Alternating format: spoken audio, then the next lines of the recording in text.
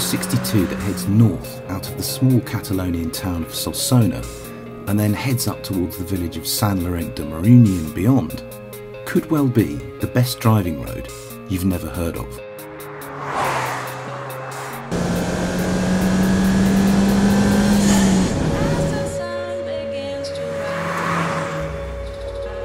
It was built during the 1990s when Spain's economy was flourishing, and its main purpose was to provide access to the dam at Llosa de Cabal that was completed in 1997. The dam was meant to provide hydroelectric power for much of the region, but then Spain's economy floundered and the power station never got built, which means the C462 no longer has any real purpose in life, given that there are far easier roads on which to travel north-south or vice versa in Catalonia. But it also means the C462 is pretty much deserted for most of the year, despite it being one of the most beautifully maintained and just plain brilliant pieces of road you could ever wish to stumble across. You've basically got three different sections on this road. The first one is really kind of open and fluid and fast. Just really great to drive on, with a really nice road surface as well, and the road has this lovely natural rhythm through the countryside. Then what I'd call sector 2 gets a lot twistier, but it's still quite nice and wide. You get all these mad tunnels coming at you.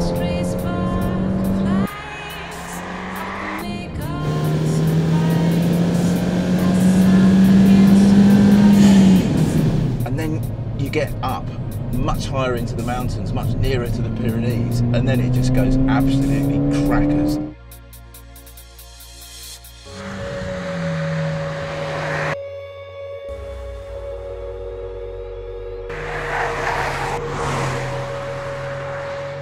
For the first 20 kilometres or so, the C462 feels a bit like a fast roller coaster ride, with bridges and tunnels and incredible sequences of corners that fly towards you, seemingly unbroken.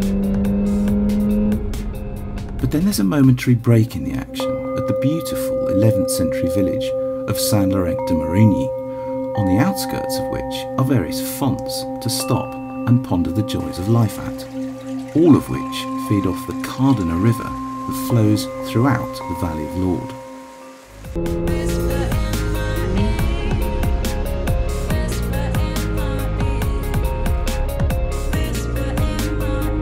Another 5 or so kilometres beyond San Llorenç, again heading north, the road then changes dramatically. The surface remains just as perfectly maintained as before, but the road itself becomes much narrower, much more twisty, and even more of a challenge to drive on. Proper driver's road, this one. So you need a proper little driver's car on it, ideally.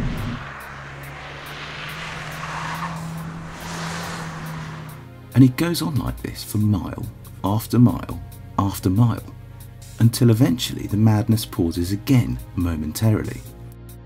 I'm at a Nordic ski retreat that sits at over 6,500 feet above sea level, right at the very top of the mountains. The view up here is spectacular. On a clear day you can see pretty much the entire length of the Pyrenees.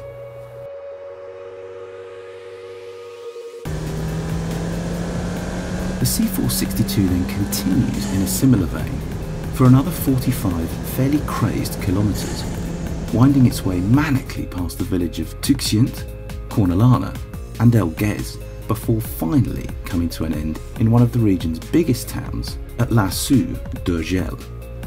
And at that point, you should probably take a well-earned rest from this most incredible of roads, because the journey back down to Solsona is, if anything, even madder still, because most of it is downhill rather than up. Who designs these roads in the first place? They're just brilliant. They really are absolutely brilliant.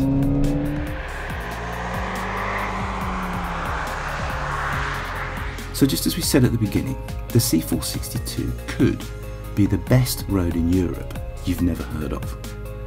Until now.